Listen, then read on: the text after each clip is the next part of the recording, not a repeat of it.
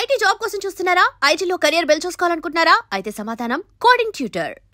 ఒక యుద్ధాన్ని గెలుచుకున్నాము, విజయాన్ని మాత్రమే చూడాలి అనుకుంటున్నప్పుడు వస్తున్నటువంటి డౌట్స్ ఉన్నాయి సార్. యాక్చువల్గా మనకి ఎంత నష్టం జరిగింది, ఎన్ని ఫైటర్ జెట్లు కూలిపోయాయి, అందులో సుఖాయిలు ఉన్నాయా, ఇవన్నీ ఉన్నాయి కదా సార్. యాక్చువల్గా ఎలా చూస్తున్నారు దీన్ని? ఆన్సర్స్ ఇవ్వాల్సిన అవసరం ఉందా లేదంటారా? ఒక ఎయిర్క్రాఫ్ట్ కూలి కింద పడినప్పుడు దాని డెబ్రీ ఎక్కడానికి కనిపించాలి కదా. మన దగ్గర ప్రతి మనిషి దగ్గర మొబైల్ ఫోన్ ఉంది ఇండియాలో. ఎక్కడ పడినా కానీ వాడు వెళ్ళి ఫస్ట్ షాట్లు తీసుకుంటారు. మీరు చూస్తుంటారు క్రాష్ అయినప్పుడు ఏదైనా మనం పెద్ద ఎయిర్క్రాఫ్ట్ కాకుండా చిన్న ఎయిర్క్రాఫ్ట్ కూడా మన హకీంపేట వైపు నుంచో ఎక్కడైనా క్రాష్ అయితే కూడా ఇప్పుడు జరగలేదులే రీసెంట్లీ, మంచిది. ముందు జరుగుతుంటే వెళ్ళి అందరు వీడియో తీసుకుంటారు. పంజాబ్ వైపు కానీ రాజస్థాన్ వైపు కానీ అది అక్కడే పడాలి కదా, పడిచ్చి ఎందుకు ఫోటోలు కనిపించట్లేదు. సో ఆబ్వియస్లీ ఎయిర్క్రాఫ్ట్ కూలిపోయింది అంటున్నా దాని కాదు, ఎయిర్క్రాఫ్ట్లో జరిగిన లోపాల వల్లే జరిగిందని చెప్పి డస్సా నిన్న ఒక స్టేట్మెంట్ ఇష్యూ చేశారు, వాళ్ళ అఫీషియల్ స్టేట్మెంట్. వాళ్ళకి ప్రతి ఎయిర్క్రాఫ్ట్ కీ వాళ్ళ దగ్గర ఉంది, ఫిజికల్ కీ కాదు, ఒక డిజిటల్ కీ ఉంది వాళ్ళ దగ్గర. ఎందుకంటే ఏదైనా లోపం వస్తే రిమోట్లీ కూడా వాళ్ళు సాఫ్ట్వేర్ అప్డేషన్ కానీ మిగతా అన్ని వాళ్ళు అక్కడి నుంచి చేస్తుంటారు, ఫ్రాన్స్ నుంచి. ఇప్పుడు మనం చూసాం, మన F-35 తీసుకొచ్చారు, ల్యాండ్ చేయించారు ట్రివాండ్రంలో. ఫ్యూయల్ అని చెప్పారు, దాని తర్వాత హైడ్రాలిక్ ఇష్యూ అని చెప్పారు. లాస్ట్ ఇప్పుడు 25 రోజుల తర్వాత 22 రోజుల తర్వాత దాన్ని ఇప్పుడు హ్యాంగర్లో తీసుకెళ్ళి రిపేర్ చేయడానికి బ్రిటిష్ టెక్నీషియన్స్ అందరు వచ్చారు. ఇట్లాంటి సాఫిస్టికేటెడ్ ఎయిర్క్రాఫ్ట్, అది సుఖాయ్ ఉండొచ్చు, పాత జాగ్వార్ ఉండొచ్చు. ఇప్పుడు కూడా మన దగ్గర జాగ్వార్ ఉంది, అది పాత డసా వాళ్ళు తయారు చేసింది అది కూడా. అండ్ దెన్ ఇప్పుడు కొత్త ఉన్న వర్షన్ రఫాల్ ఉంది మన దగ్గర. ఎయిర్క్రాఫ్ట్లో ఎప్పుడు ఏం జరుగుతుందంటే, ఇప్పుడు జరిగిన దాంట్లో కూడా చాలా క్లియర్గా ఏం చెప్తాం, ఒక ఎయిర్క్రాఫ్ట్కి ఏదో డ్యామేజ్ జరిగింది, వాళ్ళు యూజ్ చేసిన వర్డ్ ఫ్యాక్టరీసైడ్. ఫ్యాక్టరీసైడ్ అంటే ఫ్యామిలీ కూడా ఒకరిని చంపినప్పుడు ఫ్యాక్టరీసైడ్ అంటారు. నాన్నగారు అబ్బాయి ఆ నాన్నగారిని చంపినప్పుడు ఫ్యాక్టరీసైడ్ అంటారు దాన్ని. At the same time army పార్లెన్స్లో ఫ్రెండ్లీ ఫైర్ అంటారు దాన్ని. అంటే మనం గుర్తుంటుంది మీకు, కార్గిల్ వార్ టైంలో కూడా దానికన్నా తర్వాత కూడా మనకు 2-3 ఇన్స్టెన్సెస్లో అభినందన్తో జరిగిన ఒక ఎన్కౌంటర్, ఆ టైంలో ఒక మనకు హెలికాప్టర్ ఒకటి క్రాష్ అయింది మనది, 5-6 మంది చనిపోయారు, పెద్ద హెలికాప్టర్, రష్యన్ హెలికాప్టర్. దాంట్లో ఫ్రెండ్లీ ఫైర్, అది మన తరఫు నుంచి కొట్టిన మిసైల్ వెళ్ళి కొట్టింది అనమాట దాన్ని. ఆ పైలట్స్ ఇద్దరు ఉంటారు కదా దాంట్లో, వాళ్ళు ఆ హెలికాప్టర్ని ఆ రేంజ్లో ఆ ఏరియాలో తీసుకురాకూడదు, ఎందుకు తీసుకొచ్చారు, ఆ మిసైల్ వచ్చి మన దాని మీద కొట్టింది. ఎందుకంటే మిసైల్స్ అనేది హీట్ సీకింగ్ మిసైల్స్ ఉంటుంది. ఒకసారి ఫైర్ చేసినప్పుడు మిసైల్స్ ఏదైనా హీట్ సీకింగ్ ఇంజిన్ ఏదైనా ఉంటే దాని వెంట పడుతుంది అనమాట. సో ఆబ్వియస్లీ జరిగింది. అప్పుడు ఈసారి ఏం జరిగిందో మనకు తెలియదు. సో డస్సా ఏమంటున్నారు, 17,000 ఫీట్లో ఏదో ఒక ఇష్యూ జరిగింది, వీఆర్ ఇన్వెస్టిగేటింగ్ అంటున్నారు. రఫాల్ కూడా ఒక డసాల్ట్, అంటే ఈ కంపెనీ తయారు చేసే కంపెనీ పేరు డసా ఏవియేషన్. వాళ్ళు అంటున్నారు మేము ఇన్వెస్టిగేట్ చేస్తున్నాం, ఏదో జరిగింది, we don't know what happened, crash ఏం జరగలేదు అని చెప్తున్నారు.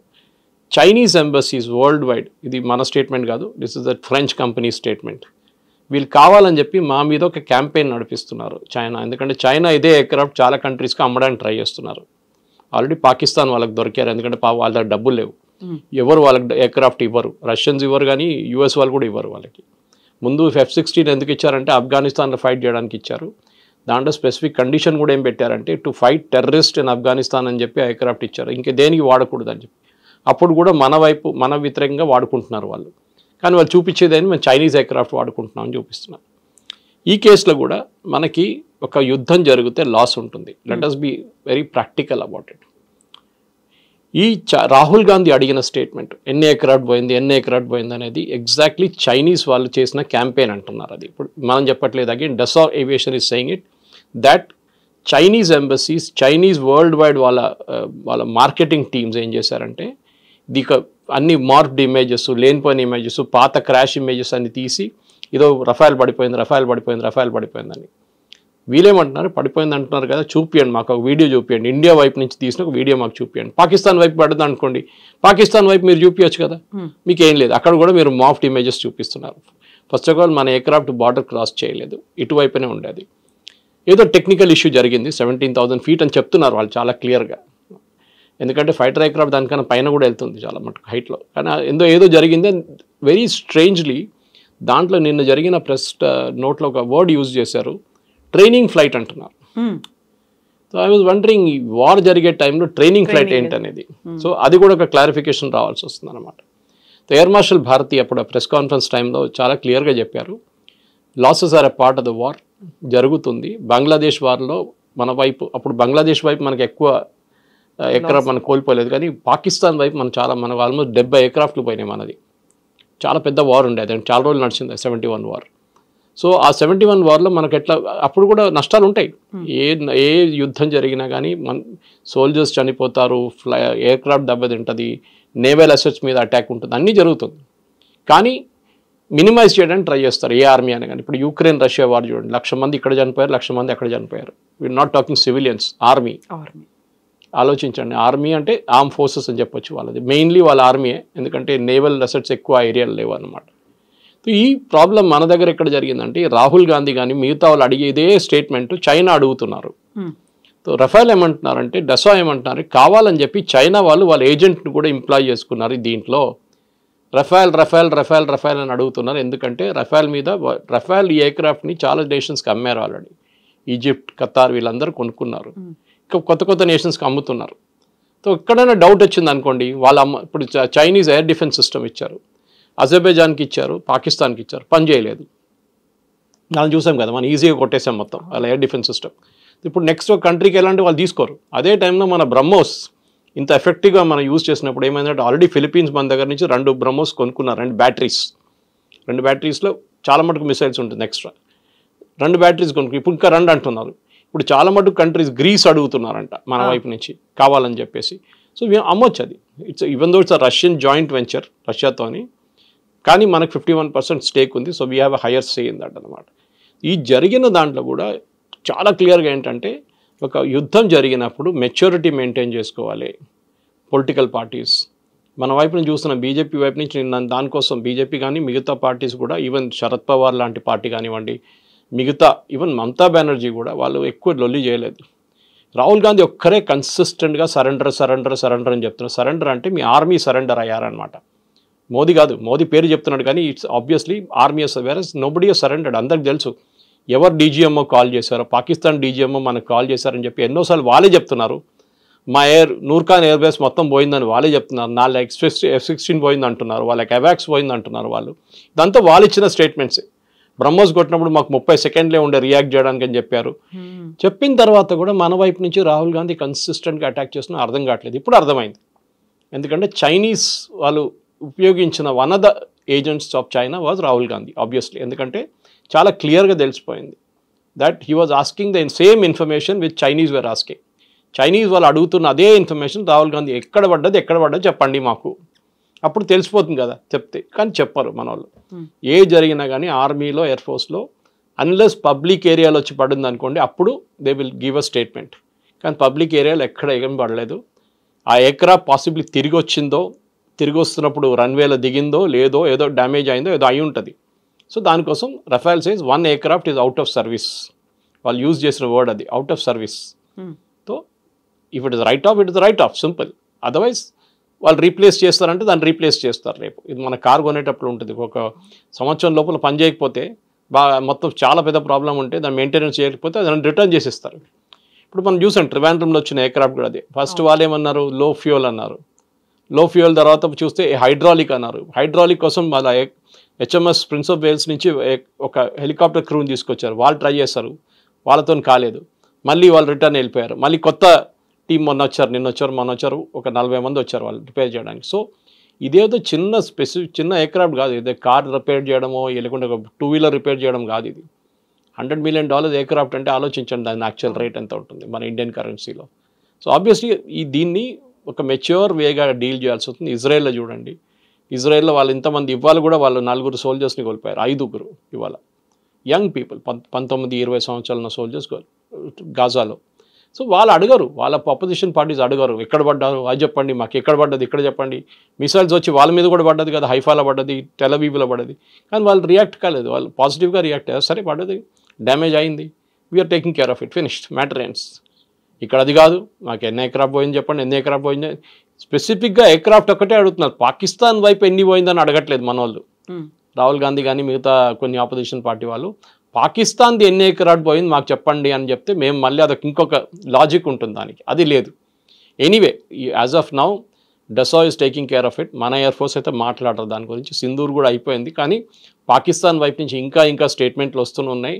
మా వైపు జరిగింది ఇది, రఫేల్ మాది బ్రహ్మోస్ కొడితే మాకు 30 సెకండ్లో ఉండే అని చెప్తున్నారు. అది కాకుండా నూర్ఖాన్ ఎయిర్ బేస్ కానివ్వండి, జకోబాబాద్ కానివ్వండి, మిగతా ఎయిర్ ఫోర్స్ బేస్ మీద జరిగిన వాళ్ళ డ్యామేజ్ కూడా నిన్ననే మొన్న 3 రోజుల క్రితం ఒక ఫార్మర్ సీనియర్ సిఐఏ ఏజెంట్ ఏం చెప్పారంటే దట్ వాళ్ళ న్యూక్లియర్ వెపన్స్కి ఒక అమెరికన్ జనరల్ దగ్గర ఉందంట, హూ ఇస్ స్టేషన్డ్ ఇన్ ఇస్లామాబాద్.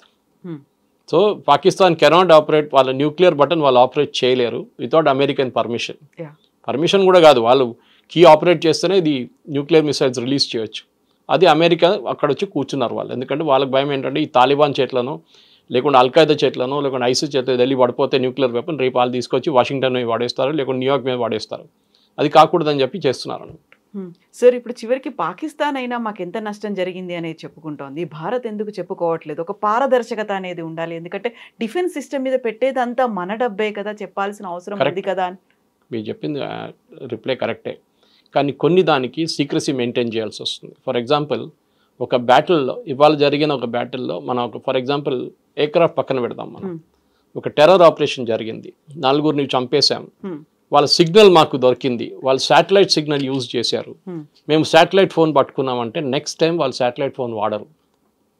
మనం కూడా చెప్పారనుకోండి, ఎస్ వాళ్ళు రెఫైల్ కొట్టారు లేకుంటే మనం కొట్టాము ఇట్లా జరిగిందంటే వాళ్ళు నెక్స్ట్ టైం వాళ్ళకి అర్థమైపోతుంది దీని ఇట్లానే చేయాలి.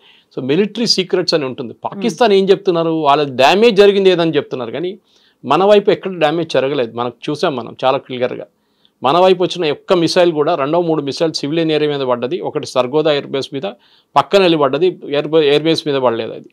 సో పాకిస్తాన్ మన యాకాక్ గన్స్ అంటారు, అంటే యాంటీ ఎయిర్క్రాఫ్ట్ గన్స్ నుంచి S-400 దాకా చాలా బాగా పనిచేస్తుంది. మల్టీలేయర్ డిఫెన్స్ సిస్టమ్ దాంట్లో మనం చూసాం చాలా మటుకు ఎట్లా పనిచేస్తుంది. అది దాని క్లారిటీ కూడా చాలా మంది మనం టీవీలో చూసాం రాత్రిపూట. 5-6 మిసైల్స్ వెళ్ళి ఉంటుంది అక్కడిక్కడ, that is okay, it's still Akashteer పనిచేస్తుంది బాగానే. కానీ డ్యామేజ్ జరిగింది అన్ని పబ్లిక్ డొమైన్లో చెప్పక్కర్లేదు. It is a protracted war, అంటే చాలా రోజులు నడిచిన యుద్ధం అంటే అప్పుడు చెప్పొచ్చు ఇంతమంది చనిపోయారు, ఇంతమంది ఎయిర్క్రాఫ్ట్ పోయింది, ఇన్ని నేవల్ అసెట్స్ మీద అటాక్ జరిగింది, ఇంత ఆర్మీ వాళ్ళు చనిపోయారు అని చెప్పి అప్పుడు చెప్తాం. కార్గిల్లో చెప్పాం కదా, కార్గిల్లో ఏ నష్టం జరిగింది అందరికీ తెలుసు. కార్గిల్లో వాళ్ళ ఎంతమంది పోయారని చెప్పి చాలా క్లియర్గా మనం అక్కడ గ్రేవ్స్ కూడా తయారు చేసాం వాళ్ళ కోసం. విజయ్ దివస్లో we celebrate those days with the fallen soldiers martyrs కోసం. ఈ కేసులో మనం చెప్పక్కర్లేదు, ఎందుకంటే we are holding lot of proprietary information. Next surgical strike అప్పుడు చెప్పలేదు, ఇది ప్రెసిషన్ స్ట్రైక్, ఇది కూడా చెప్పలేదు. చెప్పరు, ఎప్పుడు చెప్పరు. ఎందుకంటే మీరు సర్జికల్ స్ట్రైక్లో మేము ఇట్లా కొట్టామని చెప్తే నెక్స్ట్ టైం వాళ్ళు రెడీగా ఉంటారు దానికోసం. యూ షుడ్ నెవర్ సే మేము పాకిస్తాన్ ఎట్లా కొట్టామని మన వాళ్ళు ఇప్పుడు కూడా చెప్పట్లేదు. నూర్ఖాన్ బేస్ ఎట్లా కొట్టామని చెప్పట్లేదు, జకోబాబాద్ ఎట్లా కొట్టామని చెప్పట్లేదు, కైరానా హిల్స్ దగ్గర ఏం చేసాం మనం చెప్పట్లేదు. So we are not speaking. అది maturity of an army is there. Israel వాళ్ళు ఇంత పెద్ద క్యాంపెయిన్ చేశారు ఇరాన్ మీద, వాళ్ళు మొత్తం ఇన్ఫర్మేషన్ ఇచ్చారు బయట, ఎక్కడ ఇవ్వలేదు. అటాక్ చేసాం, బాంబ్ చేసాం. యూఎస్ కూడా B-2 బాంబర్స్ తీసుకెళ్ళాం, కొట్టాం. డ్యామేజ్ ఎంత జరిగింది, సబ్స్టాన్షియల్ డ్యామేజ్, అంతే. పిక్చర్స్ ఎవరైనా దొరకవచ్చు. Today you can go to any international thing, వాళ్ళు శాటిలైట్ పిక్చర్స్ మీకు ఇస్తారు. పాకిస్తాన్కి 10 నిమిషాలు పడుతుంది ఆ శాటిలైట్ పిక్చర్ కొనడానికి. దాని నుంచి వాళ్ళకి క్లియర్గా తెలిసిపోతుంది ఏమైనా మన ఎయిర్క్రాఫ్ట్ కింద పడితే దాని విజువల్స్ ఉంటుంది, దాంట్లో ఏ విజువల్స్ లేదు, ఎక్కడ లేదు. సో మనం సీక్రసీ మెయింటైన్ చేయాలి, చాలా ఇంపార్టెంట్. అన్నీ పబ్లిక్ డొమైన్లో చెప్పక్కర్లేదు. ఓకే, మనుషులు చనిపోతే క్లియర్గా తెలిసిపోతుంది, ఎందుకంటే మనం వీ హోల్డ్ ఒఫీషియల్ ఫ్యూనరల్స్. నిన్ననే పాకిస్తాన్ ఒక కార్గిల్లో చనిపోయిన ఒక సోల్జర్ని మేము బాడీ తీసుకోమని చెప్పిన వాళ్ళకి నిన్న వాళ్ళు విక్టరీ పరేడ్లో వాళ్ళు ఒక మెడల్ ఇచ్చారంట ఆయనకి, చనిపోయిన ఆయనకి. First they refuse to accept his body from India. మన వైపు నుంచి మనమే దాన్ని బరీ చేసాం అన్నమాట బాడీని. అట్లాంటి మనుషులు వాళ్ళు, మన అట్లా కాదు. మన ఫాలన్ సోల్జర్స్ని మనం ఎప్పుడు రెస్పెక్ట్ ఇస్తాం, వాళ్ళ ఫ్యామిలీకి బాడీ ఇక్కడ పంపిస్తాం, అన్నీ జరుగుతుంది. ఈసారి కూడా చూసాం మనం అది జరిగిందంతా. పహల్గామ్లో జరిగింది కానివ్వండి, మిగతా అన్ని ప్లేసెస్లో కూడా we take care of our soldiers very well. అది ఉంది. అసెట్స్ ఎక్కడైనా పోయిందంటే చాలా క్లియర్గా ఎయిర్ మార్షల్ భారతి వర్డ్ కూడా యూజ్ చేశారు, all our pilots are safe. ఎప్పుడైనా ఎయిర్క్రాఫ్ట్ ఫ్లయింగ్ టైంలో ఏదైనా ప్రాబ్లం వచ్చినప్పుడు సార్ట్అవుట్ చేయకపోతే దాన్ని సార్ట్అవుట్ చేయలేము అని. ఎందుకంటే పైలట్ దగ్గర మైక్రో సెకండ్స్ ఉంటుంది, 5-10 సెకండ్లో డిసైడ్ చేయాల్సి వస్తుంది ఏం చేయాలని. ఇంజిన్ పని చేయట్లేదు, ఇంజిన్ ఫ్లేమ్ అవుట్ అయిపోయింది, లేకుంటే ఏవియానిక్స్ పోయింది, ఇంకా ఎయిర్క్రాఫ్ట్ని కంట్రోల్ చేయలేము. వాళ్ళు లాస్ట్ మినిట్ దాకా ల్యాండింగ్ ట్రై చేస్తారు మళ్ళీ తీసుకొచ్చి ల్యాండ్ చేయడానికి. కానీ అది కూడా కాకపోతే ఏం చేస్తారంటే the instruction to all the pilots is eject. వాళ్ళ దగ్గర ఒక బటన్ ఉంటుంది, ప్రెస్ చేస్తే పైకి ఎయిర్క్రాఫ్ట్ నుంచి బయటికి వెళ్ళిపోతారు, పారాషూట్ ఓపెన్ అయితే ల్యాండ్ అయిపోతారు. ఎయిర్క్రాఫ్ట్ పోతుంది, ఎక్కడో వెళ్ళి పడిపోతుంది. అది ఎందుకు చేస్తున్నారంటే ఒక ఎయిర్ ఫోర్స్ పైలట్ని ట్రైన్ చేయడానికి మీరు 2.5-3 కోట్లు ఖర్చు పెడతారు. Your life is more valuable than the aircraft రేపు కొనొచ్చు. ఇంకొక పైలట్ని ట్రైన్ చేసి తీసుకురావాలంటే చాలా కష్టపడాలి. మన దగ్గర ట్రైన్ చేస్తారు హకీంపేటలో ఫస్ట్. అక్కడ ఫిక్స్డ్ వింగ్ ఉంది, దిండిగల్లో ఫిక్స్డ్ వింగ్ ఉంది, హకీంపేటలో హెలికాప్టర్ డివిజన్ ఉంది మన దగ్గర. సో ట్రైనింగ్ కోసం చాలా ఖర్చు పెట్టిన డబ్బులు వాళ్ళు ఎక్స్పీరియన్స్ అయినప్పుడు they have to save that life అన్నమాట. దానికోసం చూడండి లాస్ట్ మినిట్ దాకా వాళ్ళు ట్రై చేస్తారు, కాకపోతే ఎజెక్ట్ చేసేస్తారు వాళ్ళు. సో ఇది కూడా అంతే case. That in a war also, war సిచ్యువేషన్లో కూడా ఎయిర్క్రాఫ్ట్ని సేవ్ చేయడానికి ట్రై చేస్తారు. ఎందుకంటే చీప్ కాదు, $50 మిలియన్ $60 మిలియన్ ఒక ఎయిర్క్రాఫ్ట్. F-35 అయితే $100 మిలియన్, మనం ఇంకా కొనలేదు అది. So that is where it is. So ఒక వార్ సిచ్యువేషన్లో చెప్పిన దానికి అసలు డెసా వాళ్ళు టేక్ చేసుకున్నారు, చాలా క్లారిఫికేషన్ ఇచ్చారు. మన వైపు నుంచి కూడా అక్కడిక్కడ కాకుండా మనం స్టేట్మెంట్లు ఇచ్చాం. మన CDS అనిల్ చౌహాన్ గారు కానీ, మన ఎయిర్ ఫోర్స్ చీఫ్ కానీ, మన ఒక అటాచ్ కూడా ఒక ప్రెస్ కాన్ఫరెన్స్ చేశారు, ప్రెజెంటేషన్ చేశారు. సో కానీ దాన్ని కూడా మన మీడియా ట్విస్ట్ చేస్తారన్నమాట. ఏదైనా చెప్తే మోదీ గారు ఎందుకు చెప్పలేదు, మోదీ గారు ఎందుకు మాట్లాడలేదు అని మోదీ గారు చెప్పక్కర్లేదండి. ఒక డిఫెన్స్ మినిస్టర్ ఉన్నారు, డిఫెన్స్ సర్వీసెస్ ఉన్నారు, వాళ్ళు మాట్లాడతారు ప్రొఫెషనల్గా, వాళ్ళకి తెలుసు ఇట్లా మాట్లాడాలని. సార్ ఇప్పుడు మనం డిఫెన్స్ సిస్టమ్ గురించి మాట్లాడుకున్నప్పుడు ఆబ్వియస్గా టెర్రరిజం గురించి కూడా మాట్లాడుకోవాలి. టెర్రరిస్టులు అనగానే పాకిస్తాన్ బేస్డ్గానే వాళ్ళు ఆపరేట్ చేస్తున్నారు అనుకున్నప్పుడు US మనకు అప్పగించినటువంటి రానా చెప్పినటువంటి మాట, ఒక ట్రస్టెడ్ పర్సన్ని నేను పాకిస్తాన్ ఆర్మీకి అన్నాడు. ముంబై టెర్రర్ అటాక్స్ కావచ్చు, గతంలో జరిగినటువంటి అన్ని ఇన్సిడెంట్లో ఆయన ప్రధానమైనటువంటి భాగస్వామియే కాదు, ఆయనే చాలా క్లియర్గా ఎక్కడెక్కడ ఎవరిని డిప్లాయ్ చేయాలి అనేది కూడా చెప్పారనేది. ఎందుకని అంత ఒక ట్రస్టెడ్ పర్సన్ని అనే ఒక మాట, పాకిస్తాన్ ఆర్మీ నన్ను చాలా నమ్మింది అని ఆయనైతే ఒక స్టేట్మెంట్ ఇచ్చాడు. అక్కడే బోల్డ్ అని క్వశ్చన్స్ కూడా ఉన్నట్టున్నాయి కదా సార్. ఆయన ముంబైలో అదే దాడులు జరిగిన టైంలో ఉన్నాడా లేడా, ఎందుకని యూఎస్కి వెళ్ళిపోయాడు, దుబాయ్కి వెళ్ళాడు, ఇలాంటివన్నీ సార్. దుబాయ్కి వెళ్ళాడని చెప్పి ఎయిర్పోర్ట్లో ఒక ఎగ్జిట్ చూపిస్తుంది ఆ టైంలో, అప్పుడు ఇన్వెస్టిగేషన్ చూపిస్తుంది. కానీ దాని తర్వాత ఆయన ఇప్పుడు ఏమంటున్నా అంటే నేను రిటర్న్ వచ్చానని చెప్తాను. మనం అందరూ అనుకున్నాం అంటే పాకిస్తాన్లో వాళ్ళ హ్యాండ్లోస్తో నువ్వు కూర్చున్నాడు అనుకున్నాం మనం. డేవిడ్ కోల్మన్ హెడ్లీ కానివ్వండి, తహవూర్ రానా కానివ్వండి, ఐడెంటిఫికేషన్లో స్పాట్స్లో ముంబైలో ఆల్మోస్ట్ 20 స్థానాలు వాళ్ళు ఫస్ట్ రెక్కీ చేసుకున్నారు. Chhatrapati Shivaji Terminus, Leopold Cafe Taj పక్కన ఉంటుంది, తాజ్ పక్కన ట్రైడెంట్, హబాద్ హౌస్ అంటే వీళ్ళ ఇజ్రాయలీ వాళ్ళది ఒక గెస్ట్ హౌస్ లాగా, ప్లస్ ప్రేయర్ అక్కడ చేస్తారు వాళ్ళు. అది కాకుండా మిగతా ప్లేస్లో కూడా వాళ్ళు అనలైజ్ చేసుకున్నారు ఇక్కడెక్కడ అటాక్ చేయాలని. కానీ లాస్ట్లో they నారోడ్ down to these places.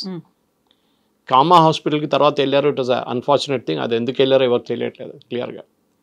కానీ ఈ అటాక్ జరిగిన దానికి తహవూర్ హుస్సేన్ రానాకి మొత్తం అన్ని ప్లేసెస్ చాలా క్లియర్గా తెలుసు. ఎందుకంటే నేను దీనికన్నా ముందు కూడా బహుశా మీ ఛానల్ మాట్లాడాను, ఇంకో ఛానల్ మాట్లాడినాను. RVS మణి గారి ఒక పుస్తకం గురించి చెప్పాను నేను, the myth of saffron terror అని చెప్పి. ఆయన అండర్ సెక్రటరీ హోమ్ ఉండే అప్పుడు 26/11 జరిగినప్పుడు.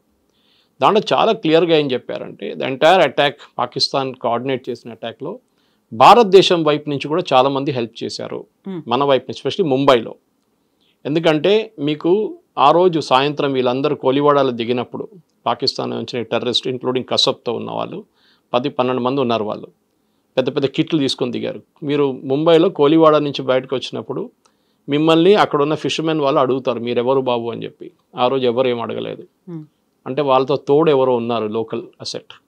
మళ్ళీ మీరు కోలివాడ నుంచి బయటకు వస్తే, if you know Mumbai very well, ఆ టైంలో ఊబర్ లేదు, ఓలా లేదు, ట్యాక్సీలు దొరకవు మీకు. ఈవినింగ్ 5-5:30 టైంలో వాళ్ళందరికీ ట్యాక్సీలు, డిఫరెంట్ లొకేషన్కి ట్యాక్సీలు రెడీగా ఉండే. ఇండియన్ కరెన్సీ అఫ్కోర్స్ తెచ్చుకుంటూ ఉంటారు వాళ్ళే.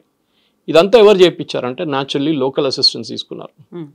తాజ్ మహల్ హోటల్ బయట ఒక ఛాయ్ అమ్మేటోడు ఒక మనిషి ఉండే, ఛాయ్ పానీపూరి అదంతా అమ్మేటో మనిషి, ఒక బండి ఉంటుండే ఎప్పుడు. ఆ రోజు రాత్రి తర్వాత ఆ బండి కనిపించట్లేదు, బండి లేడు, మనిషి లేడు, ఎక్కడ పోయింది తెలియదు. ఎందుకంటే ఈ ఎంటైర్ థింగ్కి ఎంక్వైరీ ఎక్కడ జరగలేదు. You will be surprised that ఇంత పెద్ద ఘటన జరిగిన తర్వాత కూడా భారతదేశం తరఫు రైట్ నుంచి ఒక ఎంక్వైరీ జరగలేదు. వీళ్ళేమో రాహుల్ గాంధీ అంటున్నారు పెహల్గామ్ ఎంక్వైరీ కావాలని చెప్పి. Intelligence failure. దీనికన్నా పెద్ద ఇంటెలిజెన్స్ ఫెయిలియర్ ఏముందండి? ఆ బోట్ పాకిస్తాన్ నుంచి దిగినప్పుడు మన కోస్ట్ గార్డ్ ట్రాక్ చేసుకున్నారు ఆ బోట్, మీకు తెలుసు బహుశా స్టోరీ అది. అండ్ వాళ్ళు ఇండియన్ కోస్ట్కి దాగానే ఇంకొక బోట్ని తీసుకొని దాని నుంచి వాళ్ళు ఇండియాకి వచ్చారు. ఇదంతా మన వాళ్ళు కోస్ట్ గార్డ్ అబ్జర్వ్ చేశారు. అప్పుడు చిదంబరం గారు పార్లమెంట్లో ఇచ్చిన రిప్లై ఉంది అది, yes we were tracking that boat అని చెప్పి. నేను చెప్పట్లేదు, చిదంబరం గారు చెప్పారు పార్లమెంట్లో, డిసెంబర్లో చెప్పారు అది. కానీ ద లాంగ్ స్టోరీ షార్ట్ ఏంటంటే బేసిక్లీ తహవూర్ హుస్సేన్ రానా ఈ చెప్పిన మాటకి పాకిస్తాన్ ఇప్పుడు కూడా నిరాకరిస్తారు. వాళ్ళు చెప్పారు మాకేం కనెక్షన్ లేదని చెప్తారు. వాళ్ళు డెఫినెట్గా చెప్తారు.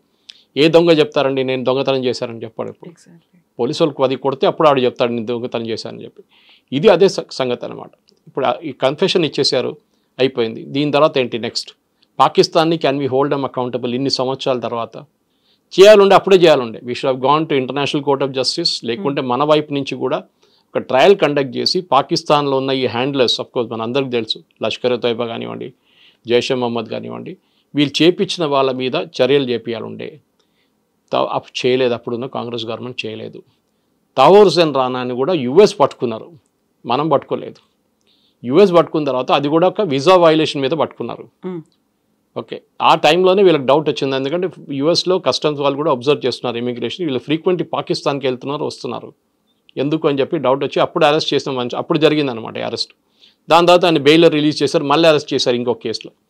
దాని తర్వాత అక్కడి నుంచి మన ఎక్స్ట్రడిషన్ ప్రొసీడింగ్స్ పెట్టాం. మోదీ గవర్నమెంట్ వచ్చిన తర్వాత మనం మన ఇంటర్పోల్ అరెస్ట్ వారెంట్ పెట్టాం. దాన్ని బట్టి చాలా పెద్ద లీగల్ బ్యాటిల్ తర్వాత దొరికాను. మన అందరికీ స్టోరీ తెలుసు అనమాట.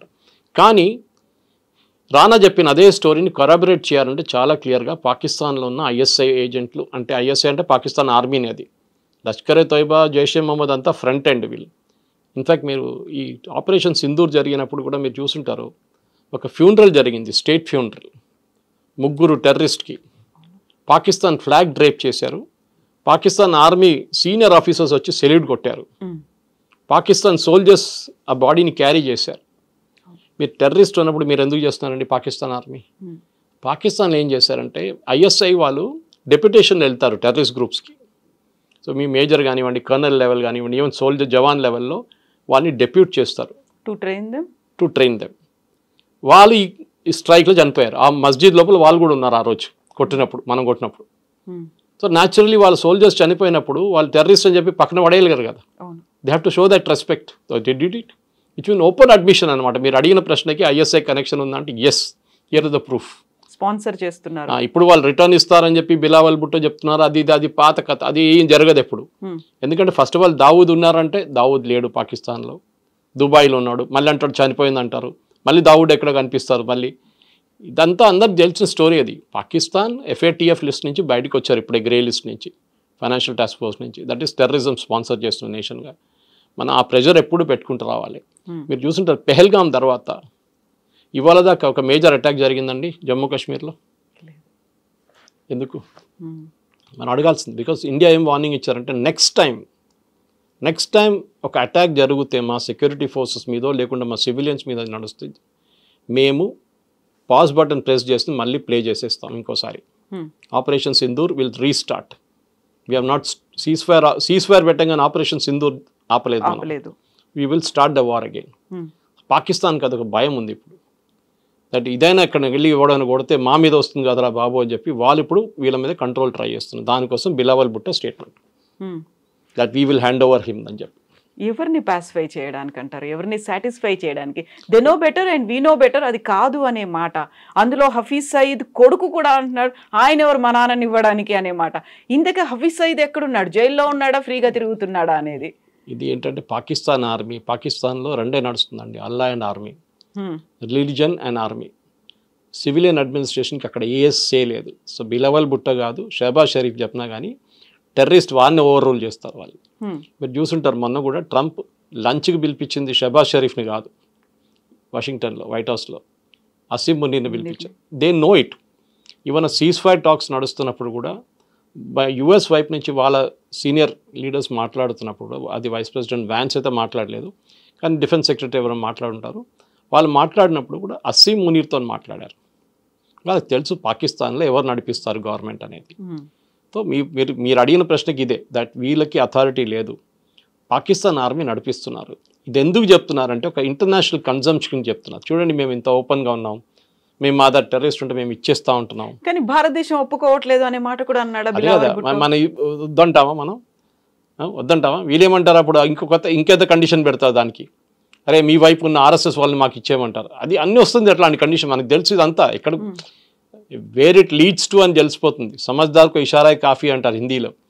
అదే చాలా క్లియర్గా తెలిసిపోతుంది. ఇప్పుడు టెర్రరిస్ట్ అనగానే మీ వైపు కూడా టెర్రరిస్ట్ ఉంది కదా, ఆర్ఎస్ఎస్ వాళ్ళు ఉన్నారు కదా, బీజేపీ విహెచ్పి వాళ్ళు ఉన్నారు కదా, బజరంగ్ వాళ్ళని మాకు అప్పగించండి, వాళ్ళు పాకిస్తాన్లో బలూచిస్తాన్లో బాంబు వేస్తున్నారు, మాకు అది అప్పగించండి అని చెప్తారు. అప్పుడు ఏం చెప్తారు మనం? అప్పుడు ఓరపు అంటాం మనం, మాకు పని లేదు మీరు పెట్టుకోండి కావాలంటే మేము చూసుకుంటాం అని పని తర్వాత అని చెప్పేసి. ఇజ్రాయెల్ అదే చేస్తున్నారు కదా, టార్గెటెడ్ హిట్టింగ్. ఎక్కడైనా కానీ వాళ్ళు ఎవరు ఉన్నా కానీ, ఇరానియన్స్ కానివ్వండి, హమాస్ కానివ్వండి, హెజ్బుల్లా కానీ కొడతాడు వాళ్ళని. మనం కూడా అదే నేర్చుకోవాలి, అదే పాలసీ మనం కూడా ఫాలో చేయాలి. ఈ సర్జికల్ స్ట్రైక్స్ కానీ, దాని తర్వాత ఫస్ట్ అటాక్ జరిగిన 7వ తారీఖు 8వ తారీఖు, that is 7th night 8th morning జరిగిన అటాక్లో సేమ్ పాలసీ ఫాలో చేయాల్సింది. అది తహవూర్ రానాకు ఇచ్చిన అడ్మిషన్తో మనకి ఇంకా స్ట్రెంగ్తన్ అయింది. మన ఇది ఇంటర్నేషనల్ ప్రాసిక్యూషన్ ఇప్పుడు చేయలేము, చాలా లేట్ అయిపోయింది, ప్రూఫ్స్ అన్ని పోయినాయి మొత్తం. కానీ వీ కెన్ మెయింటైన్ ఎఫ్ఏటిఎఫ్ లిస్ట్లో పాకిస్తాన్ని మళ్ళీ తీసుకురావాలి, గ్రే లిస్ట్లో తీసుకొచ్చేద్దాం ఫస్ట్. గ్రే లిస్ట్లోనే వాళ్ళకి చాలా ప్రాబ్లం రాబోతుంది అనమాట.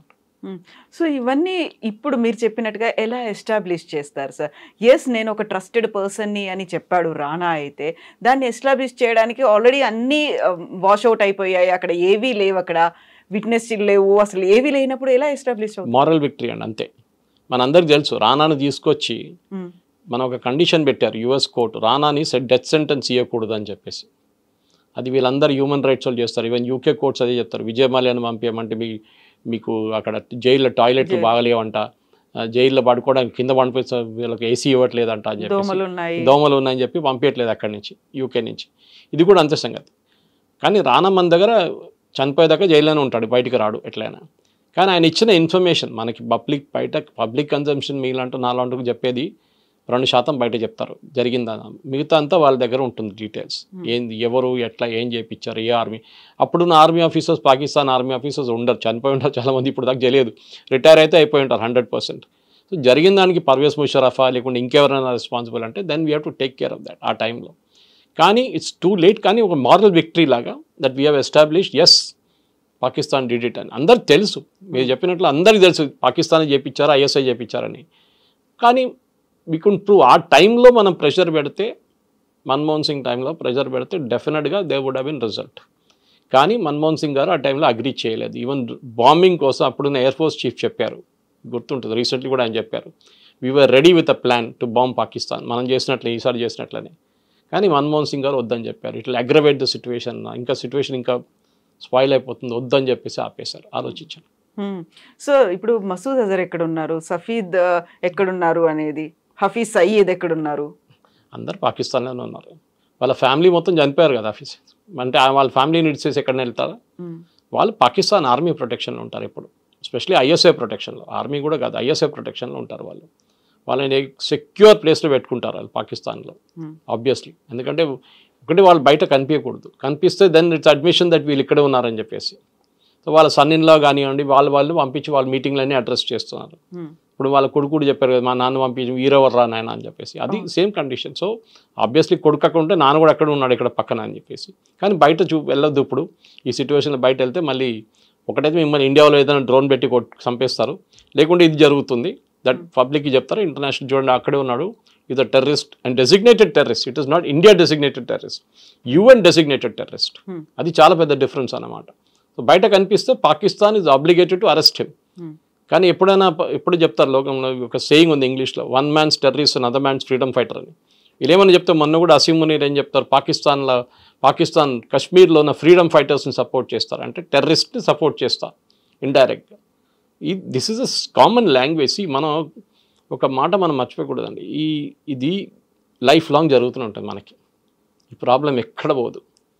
ఇంటెన్సిటీ తగ్గింది, ముందుకన్నా చూడండి మీరు, ఇంటెన్సిటీ లేదు, అంత ఇంటెన్సిటీ లేదు. 90sలో ఎర్లీ 2000 ఆ ప్రాబ్లం ఇప్పుడు లేదు. కానీ టెర్రరిస్ట్ అటాక్ ఉంటుంది.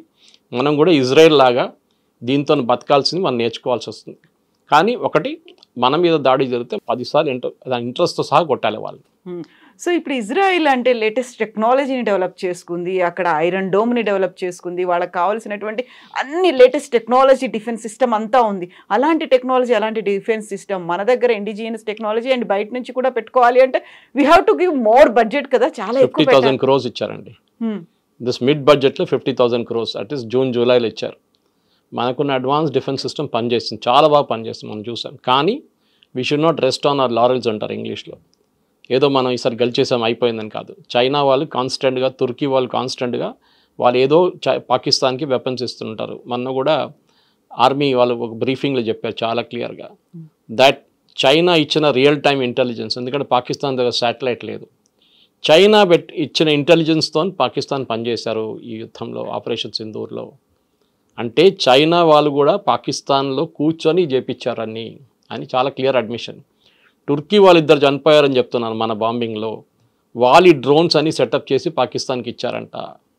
ఎందుకంటే ఈ యుద్ధం జరిగే 5-6 రోజుల తర్వాత, పహల్గామ్ అటాక్ జరిగిన తర్వాత 5 పెద్ద టర్కిష్ ఆర్మీ ప్లేన్స్ వచ్చి దిగింది ఇస్లామాబాద్లో. ఆబ్వియస్లీ డ్రోన్ తీసుకొచ్చి ఉంటారు వాళ్ళు. ప్రొడక్షన్ ఫెసిలిటీ కూడా పెట్టేస్తారు పాకిస్తాన్ కావాలంటే. సో మనం ఇప్పుడు 2 ఫ్రంట్ వార్ అంటాం. మనం ఇప్పుడు ఒకవైపు చైనా, ఒకవైపు పాకిస్తాన్ కాదు, ఇప్పుడు మనకు 3 ఫ్రంట్ 4 ఫ్రంట్ 5 ఫ్రంట్ వార్ వస్తుంది. ఇండైరెక్ట్గా తుర్కీ, ఇండైరెక్ట్గా చైనా, వీళ్ళందరూ మన మీద దాడి చేస్తున్నారు.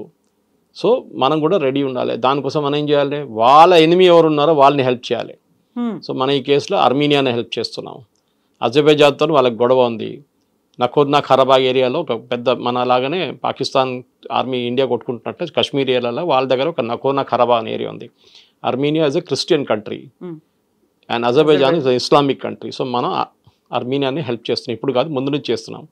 బహుశా మనకు ఒక ఎయిర్ ఫోర్స్ బేస్ కూడా ఉంది అక్కడ, ఎవరు చెప్పట్లేదు, మాట్లాడలేదు దాని గురించి. లాంగ్ బ్యాక్ న్యూస్ ఉండే ఒక టైంలో that we have an air force base in Armenia అని చెప్పి. అది కాకుండా ఇప్పుడు మోదీ గారు మన గ్రీస్కి వెళ్ళారు. We offered our entire defence cooperation. అంటే గ్రీస్కి తుర్కీకి పడదు, తుర్కీ వాళ్ళ పెద్ద ఏరియా ఆక్యుపై చేసుకున్నారు గ్రీస్ వాళ్ళది. వాళ్ళకి ఇప్పుడు దాకా డిఫెన్స్ ప్యాక్ట్ కింద వాళ్ళకి ఏం దొరకట్లేదు, నేటో అని చెప్పుకుంటారు వాళ్ళందరూ, కానీ యాక్చువల్ హెల్ప్ ఏం రావట్లేదు. Whereas Turkey is a NATO member. So obviously మనం కూడా గ్రీస్ని వెళ్ళి హెల్ప్ చేయాల్సింది.